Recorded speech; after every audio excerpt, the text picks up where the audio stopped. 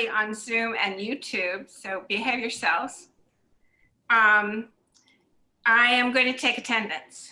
So I'm Ginny Farber, Chair. I'm here. Russ Holden, Here. Jack Kadzik, Here. Suzanne Phillips, Here. and Kayleen Rosado. Here. All votes will be roll call in alphabetical order should we take them.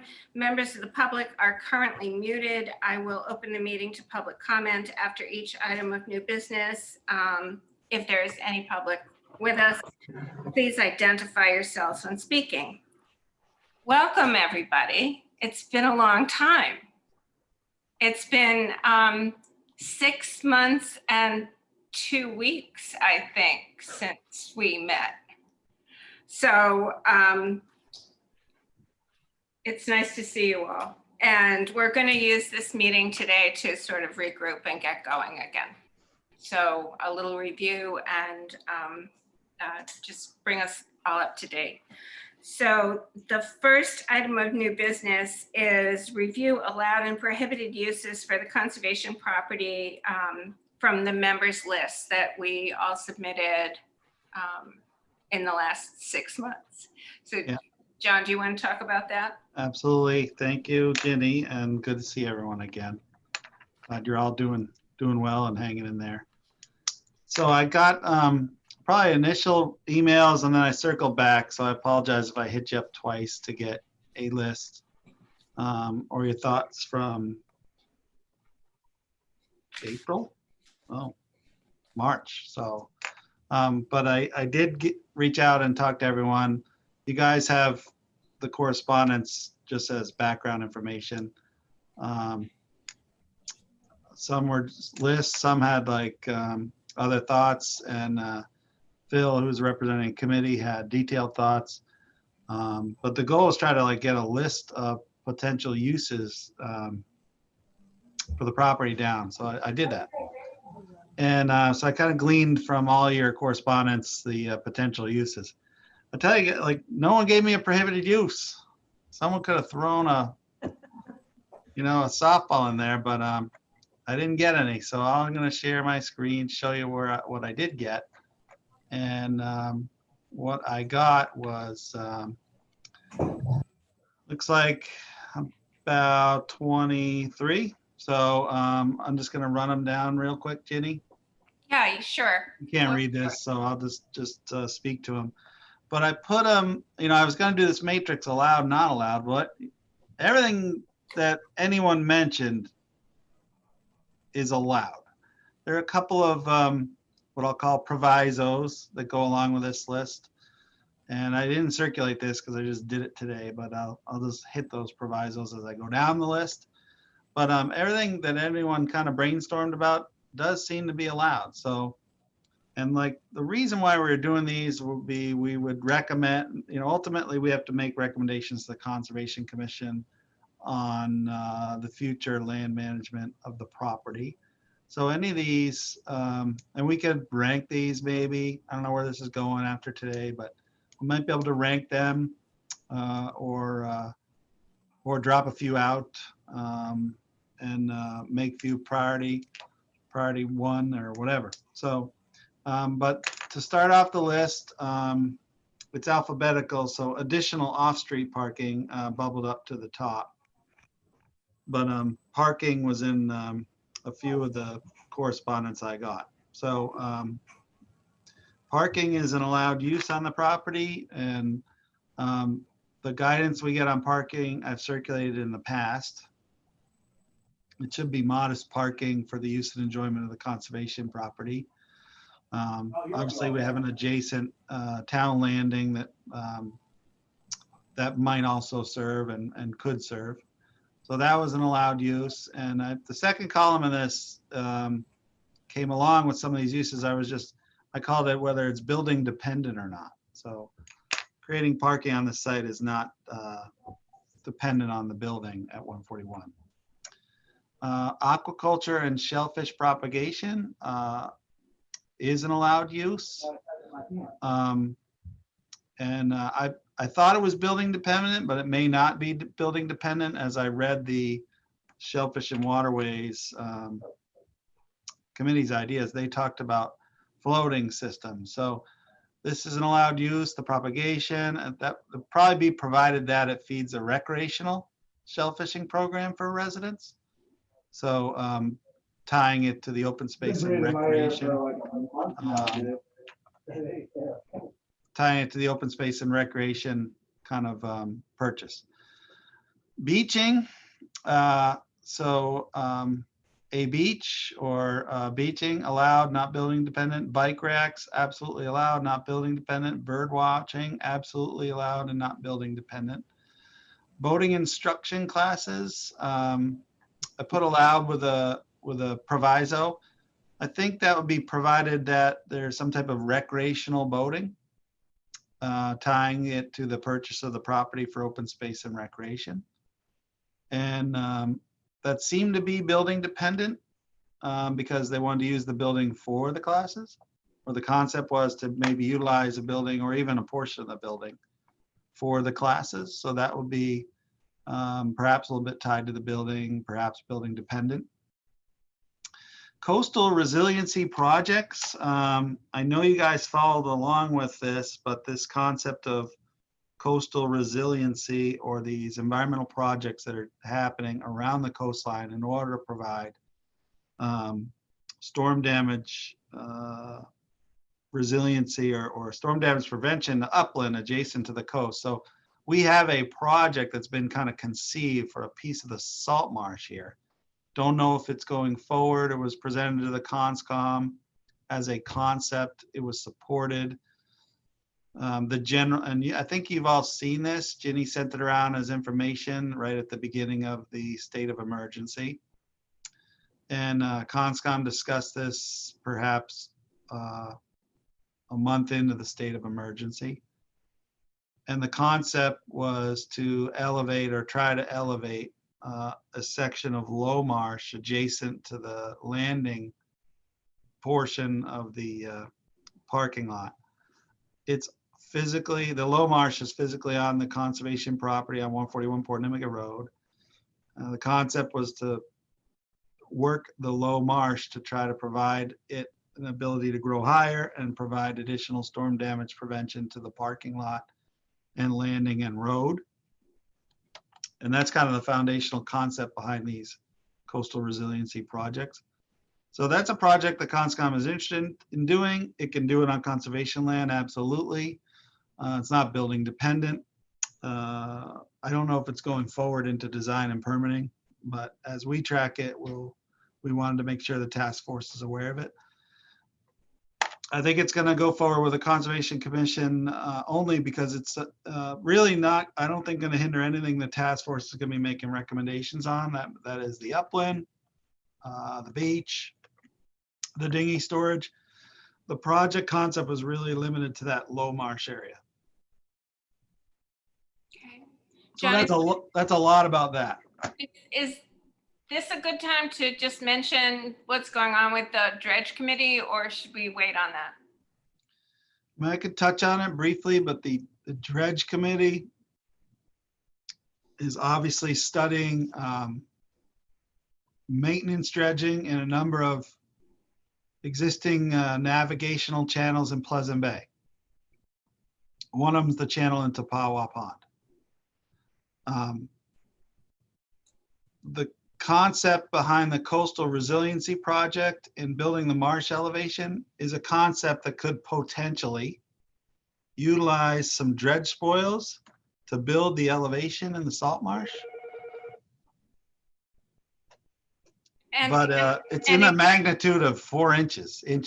When we toured it over last month, I think, it's not a significant, the coastal resiliency project wouldn't add 2 feet of dredge spoils onto a salt marsh. It would add inches. So it will be, the conservation property likely will be a site looked at for bringing those 2 projects together. It would take a lot for the 2 projects to actually come together. And there'd be a lot of time for public comment on that, either at the conscom level or even at the dredge committee level, Right. even at the town meeting level, because I don't think the dredge effort is even funded yet. And it's actually, I think it's now in the 2022 capital plan. There's also a possibility that that 141 could be a disposal site for dredge spoils. And when we say dredge spoils, that sounds kind of scary, but it's really sand. It's just good sand. So along the beach and anyway. Yeah. So the only thing any conscom can put on the coastal beach is compatible beach sediments, sand, coarse and fine sand. But in the concept of that salt marsh and the resiliency project, that would be more silty, fine material. But again, it's in the magnitude of 4-inch veneer over a small piece of marsh for a test project. So I guess that's something we can continue to keep you aware of. I don't know if it's going to go forward or not. So dinghy storage, obviously it's an allowed use. It's not building dependent. I think there's a consensus among a couple of you to organize it with racks and kayak storage, which is also on this list, and those are fine. Those are allowed uses. Educational classes are definitely allowed use.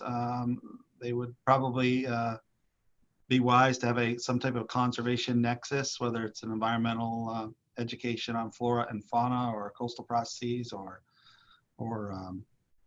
it could be boating or recreational type of classes, such as boating or boat safety or recreational boat safety.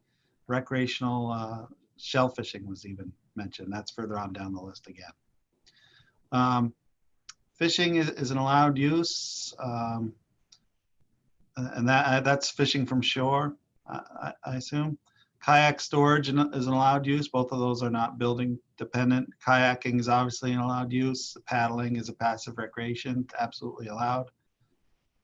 Lecture rooms, allowed use, again with a proviso, provided they're conservation related. We get guidance on that from the chapter that I circulated months ago. But to the extent you're using conservation property for the public or some type of tenant or classes, or you need to have it to be conservation related. That should be building dependent. I don't know why I missed that, but I'll fix that. Picnicking, allowed use, not building dependent. Satellite harbor master office, we've talked about this one. It is an allowed use provided it is a satellite office. And obviously that would be used for the building.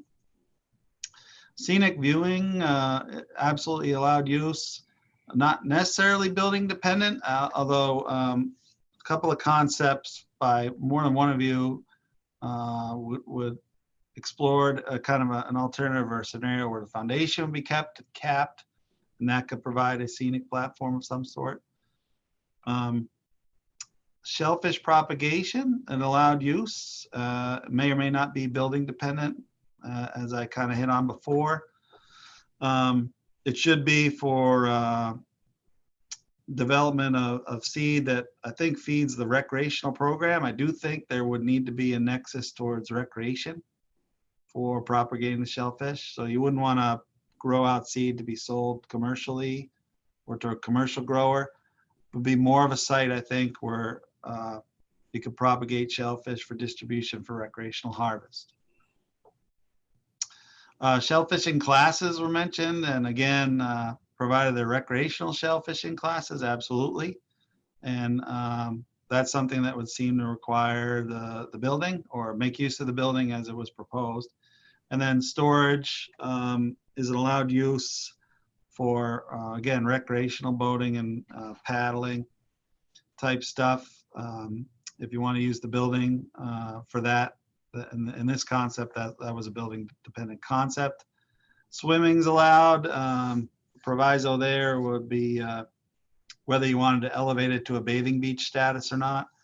A lot of people swim from conservation properties, but only 2 are designated bathing beaches. And for those of you that don't know about that, once you designate an area for a bathing beach, then the 2 conservation areas designated are Pilgrim and Crystal Lake. Once we do that, we do seasonal water quality testing for bacteria. So we have to sign it and post results. We don't do this on Kent's Point, and some people swim from it. We don't do it on Baker's Pond, and some people swim from it. So that's why I threw an asterisk on that one. Trail walking, obviously, we're gonna keep and probably provide emphasis to that little trail at some point when we finalize these recommendations, and provide access to that coastal beach. Absolutely allowed use, not building dependent at all. And then another observation deck, I guess I picked that up twice, where we talked about viewing platform. Again, if some of you had the concept of leaving the cellar hole in place, capping it, and providing its capped deck to be some type of viewing deck or picnic space. So that was kind of my list. So if I missed anything, you can tell me now, or you can shoot me an email later. But eventually, I would envision that well, I guess the good thing is nothing is really expressly prohibited. And I think this is kind of a jumping off point, really, to focus on if you want to highlight priorities and make those recommendations to your conscom, who ultimately have to write a land management plan for the property. So that's it. I'll stop my screen sharing, but I have the list in front of me. So Thank you, John. Yeah. Are there comments or questions from the task force members? Suzanne, I can't see you, so you need to just jump in if you want to say something. I understand. Okay. So nothing on this, guys? I think a lot of it can just happen without, like the I don't know, like the dinghy storage, the kayak storage, because the dinghies are down there now, just kind of all spewing all over the place. So it'd be nice. I think that would be a really positive thing. I haven't seen any kayaks down there, but because most people just, put them on the roof racks and go out here, but it would probably be nice for them to have it. So I don't have to keep doing that. What I say, bike rack. So, and the kayaking and the swimming, I think that all just comes Organically? Yeah. I think it should, I mean, I foresee it being a priority for you guys. I mean, if I have to remember back 6 months, a big focus, the one thing I think I got you to all agree on at one point was the coastal access. So the ability to walk the path and get to the coastal beach. Yeah. So, and I think we can make accommodations for hopefully proper storage or more efficient storage. We could look into that. And I know that you all agree we want to highlight that path and allow people to access the shore from the road. So absolutely, I think that's the common thread amongst all you guys when everything I've gotten and then in the past meetings as well. Would a good next step be to have the task force members take this list and prioritize them? Prioritize the uses? Sounds I good. mean, I think you can have 4 ones, for instance, if one is, your most important, most important use. I think you could have bike racks, bird watching. You could have 5 ones, and then maybe a couple of 2s and a 3, and maybe something that you don't care about. But it might help us to narrow things down a little bit.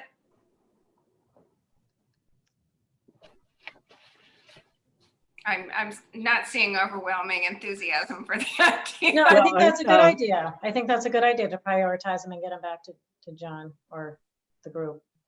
I think it'd be helpful. So like, what if we just, you went down the list and ranked it like 1 to 3, 1 to 4. You don't have to do 1 to 25, but No, I would say 1 to 5. okay.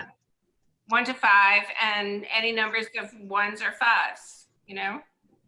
The Yeah, only you have thing, the- the only thing I would say, Ginny, Yes, the only thing I'd say is, most of these aren't mutually exclusive.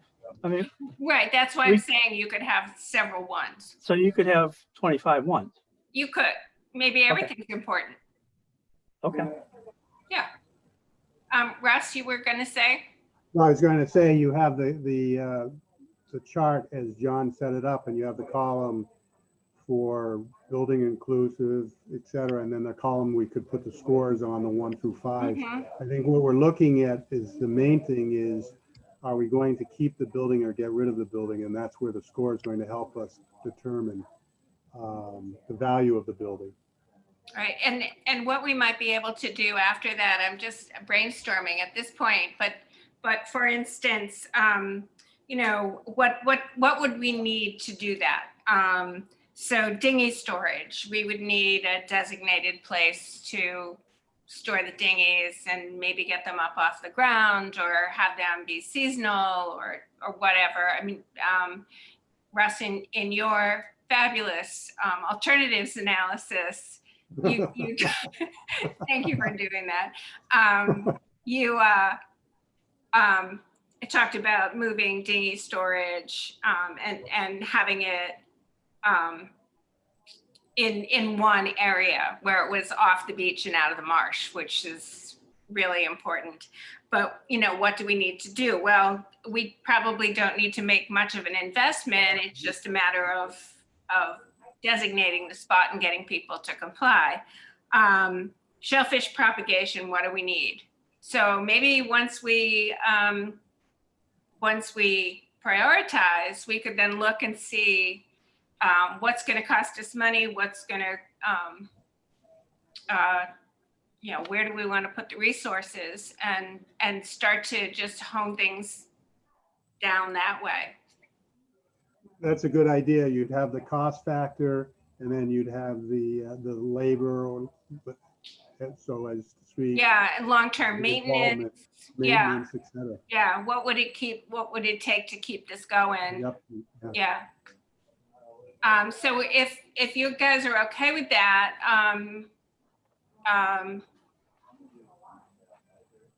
I'll circulate the list today. I mean, that'd be great. and then I guess everyone could bounce it back to me, and then we can share it the next time we get together. And maybe could you put in another column for the ranking? Yeah, no problem. And if anybody brainstorms needs and wants to make notes, that would be great too. It may be premature, but Sure. okay. Okay, so do we have any members of the public on, John? No, just us. Okay. All right, it's just us today. All right, review current property conditions. I have just a bit of an update. I mean, obviously, the property is as we left it. Water's off, electric's off. Went through there yesterday. The one update I have is that the state of emergency drained a lot of municipal resources. So the money that was in the facilities account and was available for building removal effort is no longer there. Okay. And I did discuss this with the town administrator, and I don't know what the fate of the building is. I don't know what this group will be recommending to Conscom for the fate of the building. But if and when we get that far, we need to, the commission, probably, the Conservation Commission probably needs to send a letter over to Mr. Kelly. That was the advice I got, because if in fact this group does recommend anything to do with demolition of the building, you would want to make your Conservation Commission aware so they can ask the town administrator to put the money aside again. Because a lot of that was used to make up for shortfalls with the state of emergency. Okay. So Okay. that's just a brief update for you guys. It was there and now it's not, but it sounds like we could get it back. We have to make sure he knows that that in fact we need it. So at That's some where point, yeah, that's where we thought we were when we convened, was that we would need to get a warrant item in. we were not gonna do a And- warrant because we're gonna Because, request to utilize the existing facilities right, budget, right. which apparently we can still do, but at some point, someone will need to make the request. That someone would need to be your Conservation Commission, of course, at your recommendation. Right. Okay. Task force members, any comments, questions? No, I just wonder about the cost of, and I know that the cost to take it down would be a lot, but if we keep it up, I think there's going to be an ongoing cost on a regular basis, and where is that money going to come from? And if Well, we have classes, who's, are we staffing this? Who's being paid? Right. Things like that. Right. So Russ, I think in the minutes from our last meeting, you found that the removal costs would be, since it just came up, around $15,000 for removal and another $8,000 for possible regrading and loam and seeding. Is that, Yes, that's right? Okay. that's correct. Okay. So yes, that's clearly going to be one of the things that that we need to take into consideration, and one of the things that the Conservation Commission is going to ask about. John, can I go back to what you were just saying about basically a bond for the removal of the dwelling? You're saying that we need to get the money back. We've lost the money for whatever reason, but we need to apply for it again, or just make note to powers to be that we want that money in escrow? Yeah, so the facilities department has a budget much like the conservation department. And within it, there was sufficient funds planned for and held for the removal of this building, even though we actually haven't made a decision on that yet, whether it's to be removed or not. But there was sufficient funds being held there. During the state of emergency, all departments had to turn back it's like 15% of the FY20 budget. So that money got taken away to make up for shortfalls elsewhere by the selectman and the administrator.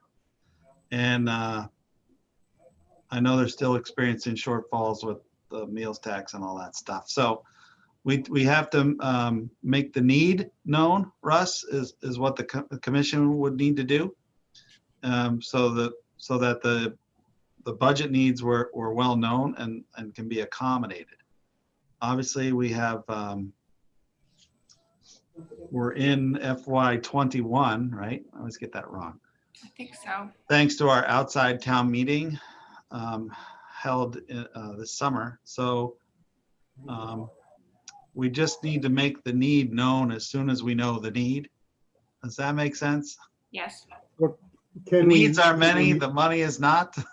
Is that another way to put it? We have to make our needs known. Can we make it known that we want that money held, or is it? Well, I think once you guys as a group make a decision on the building, I think if we are still meeting as a task force, perhaps that decision could bubble up independently so the Conservation Commission can write the town administrator on the need. But I don't want to make presumptions about the need until you guys vote it. Okay. But that's something that as soon as I hear you guys make a decision, whether it's unanimous or not, if it's a majority decision, I would probably recommend you push that and let your commission know so they can direct our office to write and request the funds. So we don't have to worry about losing that money then? It's already gone. Permanently. I mean, we can. It's like we have to get back in line, I guess is how I'm looking at Okay, it. all right. Anything else on current conditions? I think through Nate's office, we let everyone know that, hey, it's town property, and I think because Kay's on it and is in the neighborhood, I know it was utilized for parking. I don't know as if it provided any really relief to the circulation of the landing or to the neighbors. But when I did go down there through the summer, and maybe Phil was down there as well, there was usually people utilizing the driveway for parking, and sometimes boat and trailer parking. But and I don't know if it provided relief, but it is being used. So so that's been going on. That kind of still goes on. So sometime during the last 2 weeks, it wasn't last night's select board meeting. I think it was the week before. They were talking about increasing fees and potentially having residents parking stickers. And so Chief McDonald reiterated what he talked to us about in May, that he called out 141 as a problem, that people have been leaving. I don't know that this is, it sounds really dramatic, that people were leaving their trailers just in the middle of the road. And that that parking at that landing continues to be a problem. So when we think about parking, and I seriously think when we think about uses, one of the issues is, can we accommodate more people, number one, and number two, how do we handle the parking on, if that's going to happen on our piece of property? Does that require a town sticker as well? So just because it's going to be complicated. So that hasn't gotten better. Yeah, Ginny, that's a good point. Everyone's going to rank the list, and I'm sure parking will be pretty high on most people's list.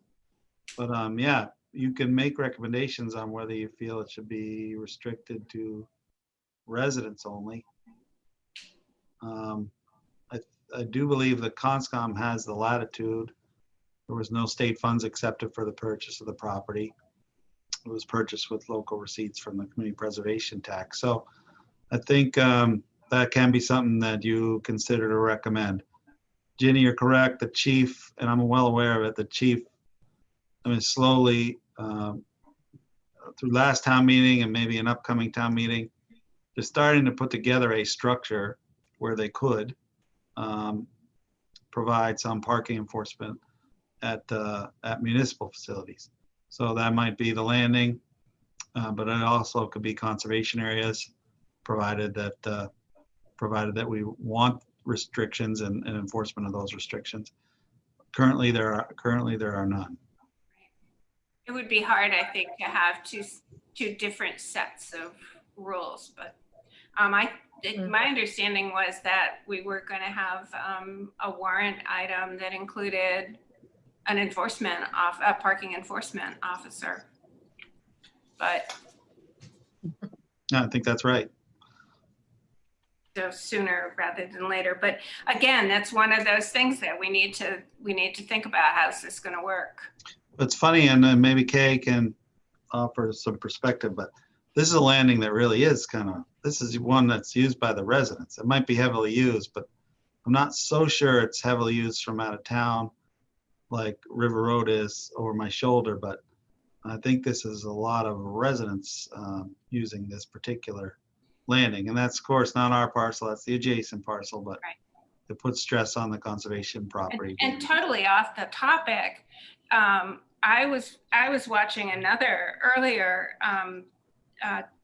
select board meeting where an applicant for a committee position started talking about how he wanted more parking on Portanimicut because his plan was to use his boat to take charter customers over to Simpson Island. Hmm. So, which isn't going to happen because we don't allow that. Good. But you know, business opportunities, that we need more parking for business opportunities. Anyway, that's off the topic. No, there is, John, it is mostly residents, but in the summer there are several out-of-state plates, usually parked on the wrong side of the road, in the road. I have a couple of pictures of Pennsylvania one, a New York one, not one tire off the road and on the wrong side, and right between two no parking signs. So we're seeing a little bit of that, but it is mostly it's a lot of the fishermen, and that's their livelihood, and they, you know, they need access. Right. Suzanne, did I Yeah, hear John, something? I have a question for John. John, Okay. with regard to the parking, on your chart, you show, what, 4 spaces? Is that parallel to the road, or are you talking about, there's currently parking sort of in front of that garage? Yeah, so I mean, a lot of that is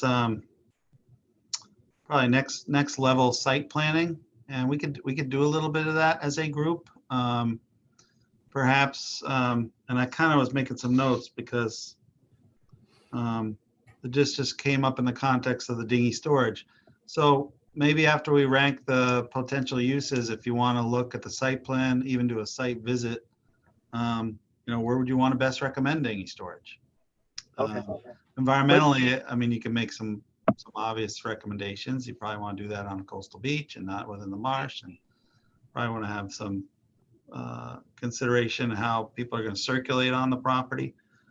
You could do the same with parking.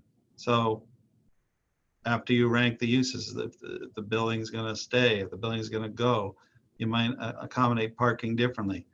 If you wanted to accommodate parking for the conservation parcel, but not necessarily exclude, you know, landing support. Maybe it's kind of a shoulder improve type situation versus carving out a lot where it's more traditionally designed for passenger vehicles, I'll call them. Okay. So we could talk more about that, I guess. We probably should. And then I think we'll leave the site planning up to whomever we get to do the site design. But your recommendations are going to drive that design, so do keep that in mind. So, but maybe we should do a little follow-up on site as a group. I think that would be a good idea. It's been a while. Is there anything else on this topic? Okay. And then we have discuss land management plan recommendations, which we sort of segued into, to be made to Conscom, discuss drafting / outline, which, you know, I told John that my intention in this 6 months of semi downtime was to actually write the preamble, but I haven't.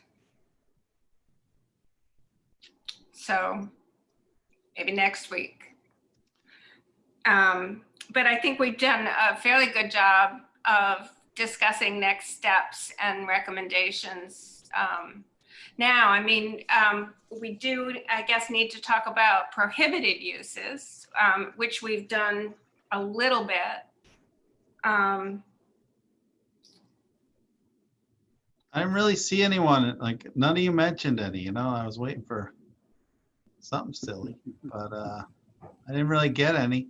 No, I mean, what I meant was in the land management plan, there will be a list of prohibited uses, you know, fires, firecrackers. Yeah, I think, and I know I've circulated it a long time ago. Yes. I mean, that list is usually pretty typical and is on one of our 2 trailhead signs at most of the areas that are publicly visited. So, I mean, that'd be an easy recommendation, and to be consistent with the other properties. And I think, Yep. and I think a lot of the land management's going to fall in place once we've gone through the checklist, the Yes. 1 through 5. Because we'll determine how we want to use the land from that. And then, as John said, there's a list of what you don't allow. Right. That's- And some of that's it's pretty generic. boilerplate. Yeah, So the preamble, the history of the purchase and that sort of thing. Do I want to make a commitment to get that done? I've heard a lot about the history anecdotally. I don't have a good basis to write that up, but that is the piece that would need a little bit of work. And that would be a fun piece to work out and present to the conscom. Well, it would seem like Kayleen might know something about that. I have some file And then- history. And then Jeff Norshow. Yes? I heard a little from Jeff, a little bit about an upweller that was there at one point before the home, long time ago. Kay, do you remember that at all? Yeah, Like, I don't know if Sandy had her shellfish lab there briefly before the home was built in the 70s. yeah. And I think that went across the pond. Yeah. So I've been picking up pieces of history that Yeah. would be fun to try to put together. It's not a total requirement for a land management plan, but I don't know Yeah. who's good with that stuff. But And Ginny, I could send you some names of people that would really know what the That'd history be of it. good. Yeah.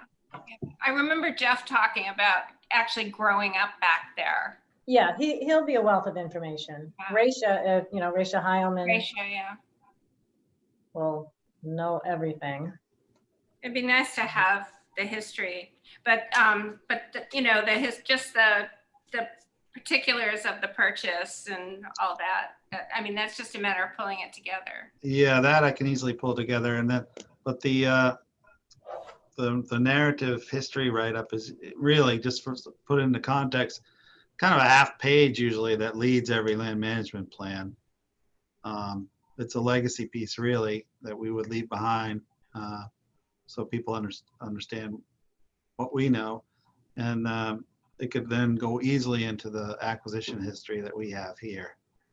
So I can try to put some of that together. At least I have a file history that kind of shows the elements of single family home construction and stuff like that. But I don't know, before then is kind of when I was hearing interesting stories. I think, I don't know how to verify them. Like, are they true? Like, I don't want to just write it up and that someone, What'd you hear? no, just the shellfish lab thing. That was news to me. I didn't know that. I think there's a reference to the Portanimicut area in the Simpson Island land management plan in their history, but something about a sachem and but I don't remember. I can look that up too. You know who else? The Historic Commission. I know that they, because a couple of years ago, we went in there about the Native Americans and Mhm. how it was all named, and the chief and how he drowned and all that. There used to be a big plaque, not a plaque, but a sign. I actually have a picture of it I should send to you all. Oh yeah, that would be great. That would be Yeah, I'll do that. super. Yeah, that'd be absolutely fabulous. Hold on, my timer's going off. 1 second. Uh-oh. Is that my pepperoni? Or? What's for dinner? Oh, I made like 12 gallons of soup today. Chicken soup. It's winter's coming. Anyway, so we can start to work on that, pull those pieces together separately from making any decisions. And then we need to set a fall schedule of meetings. And we've been meeting the 2nd and 4th Tuesdays. But that gets us into Thanksgiving and Christmas. So I wondered if we could stay with October 8th and 12th, and then switch to November 5th and 19th, which is the 1st and 3rd. Would that work? Yep. The 8th and 22nd? 8th and 22nd of October. And then because we start to get into holidays, I wondered if we could switch to the 5th and the 19th of November. I didn't talk to you about this, John, because I just looked at the calendar a few That's minutes. fine. And then the 3rd and 17th, and hopefully we'll be done by then, but Ginny? yes, Suzanne. Yes, or otherwise known as Phil. I'm sorry, I'm looking at your name. It When you says- first said it, you said 2nd and 3rd Tuesdays, but you've been naming Thursdays. And Did I say? I just want to Tuesday? say Tuesdays are not good These for are- me. The Thursdays are like we were doing. Okay, Thank you. these are Thursdays, so if I misspoke, Yeah. I'm sorry. So the 8th and the 22nd of October are both Thursdays. November 5th and 19th are also Thursdays, and then December 3rd and 17th are Thursdays. Oh, Phil, thank you. John, did you change Phil's name? Yep. Thank you. Now I won't call her Suzanne. So if that's okay and it works with the town clerk and the Yeah, IT. I think it's good. Yeah, no, I think we're good. Okay, I mean, there's a conflict here at, I think it's like 5:30 or 6, so, but I think we usually make that anyways. yeah. I think we used to lose Kay at 5:30, I thought, but. Not anymore. So yeah, I think that's fine. And then we have no old business because we're just rolling along. And so then the last thing we have is the review of the minutes from 3/12/20. And they look good to me.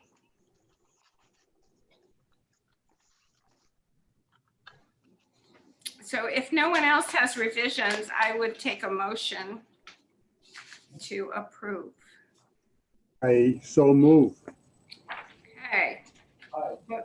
Motion by Russ and second by, Aye.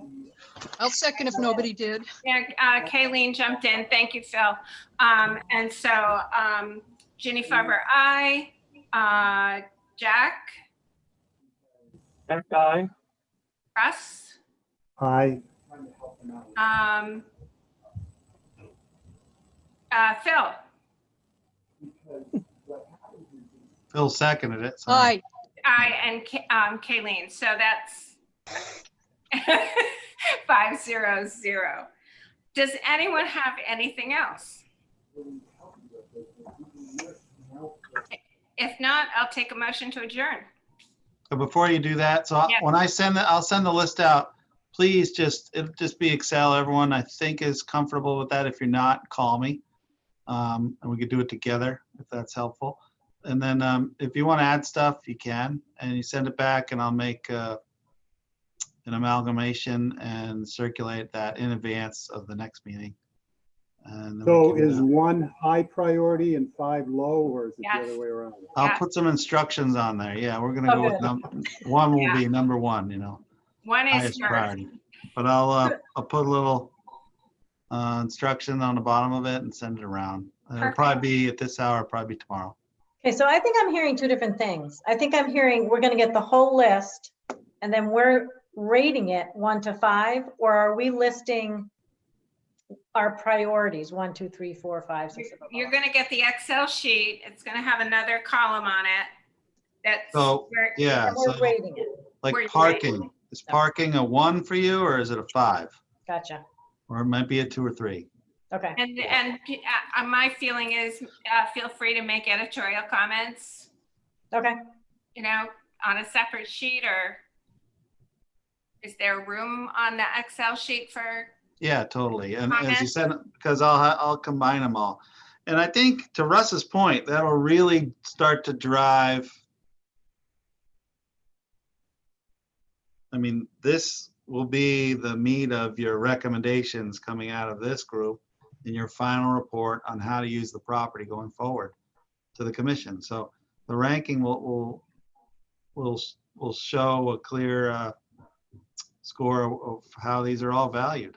yeah, hopefully. And that was a good, thank you, Russ, for that tip. This will put value to these uses. That's good. That's great. The lowest will be the best once you add them up, but that'll work too. Not when you add, well, maybe. Everyone scores parking number 1, then it's a 5. Right. It's Everybody Yeah, hates it's on parking. kayaks, they might be a 20. going to be like Yeah. voting. We'll get Hey, I'm rid of the hoping you low don't teach scores and math. Try it over again. Who are you saying that to? The teacher in the group. No, but I teach math. Oh, that's right, you did teach math. I should have known better. Okay, well, that'd be good. That'd be good exercise. We'll do that before the meeting, and I'll circulate before the 8th. Okay, that's Alright. great. Anything else? Thank you for getting together Does with us. this work for everyone? Phil, you feeling looped in here, Phil? You were able to function? No problems? I don't have a computer and this is the first Zoom meeting. I think And you're doing great. I'm watching this on a so-called smartphone, and some of my not talking was, flipping the screen back and forth and trying to figure out where to punch buttons and stuff like that. But yeah, I did it. That's good. So it can only get better, right? Yep, yep, Well, yep. welcome to the weird club. Yeah, I mean, last week, I will just say this, that on our Conservation Commission meeting was a completely different format, and I had trouble with it. But, okay, so could I get a motion to adjourn? Anybody? So move. Okay, Okay. Russ, second? Second, Second, I'm gonna give it to Phil. thank you. You're welcome. And all those in favor, Ginny, I, Jack, aye. Russ, Aye. Phil, Phil, I. and Kayleen. Bye. 500. We're out of here. Thank you, guys. All right, thanks, All right. everybody. Everybody. Thank you. Bye. Bye. It's nice to see you all. You too.